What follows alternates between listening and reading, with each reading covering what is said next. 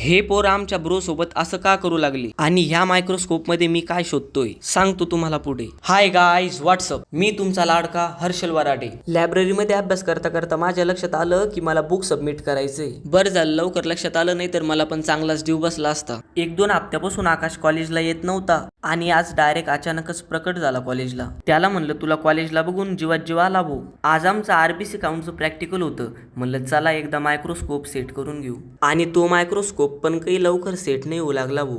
RBC काउंटचं practical करायचंय, पण मग ते बिना ब्लडचं तर होतच नाही ना. इथं तर कोणीच ब्लड द्यायला तयार नव्हतं भाऊ. बरं म्हणलं जाऊ द्या, हे पण बलिदान मीच देऊन टाकतो. हे जे तुम्हाला दिसू लागले ना ते माझंच रक्त आहे बरं का. सगळे पोरं ज्याचं त्याचं काम करू लागले आणि या दोघांचं चालू आहे मस्त गप्पा मारणं. बर्थडे तर ब्रोचा आहे, पण मग त्यापेक्षा हे दोघं जास्त मदामदत करू लागले. आम्ही मस्त पैकी ब्रोच्या बर्थडेचं सेलिब्रेशन केलं. बर्थडे म्हणलं की सेलिब्रेशन कमी आणि केकने होळीत जास्त खेळतात भाऊ पोरं. बघा बरं बिचाऱ्या ब्रोला टाकलं भरून. त्याला म्हणलं 2-4 पोस्ट दे व्लॉग साठी. 2-4 किलो केक खाऊन पण या विनयचं केक खाणं चालूच आहे अजून. त्याला म्हणलं बाबा बाकीच्यांना पण ठेव थोडासा केक. केक खाणं झाल्यावर त्याचं खोकं इकडे तिकडे फेकल्यापेक्षा करणला म्हणलं डस्टबिन मध्येच टाकून दे. तुम्ही पण डस्टबिन मध्येच कचरा टाकत जा बरं का. स्वच्छ भारत अभियान चालू आहे, तुम्ही पण जेवढं झालं तेवढं सहकार्य करा.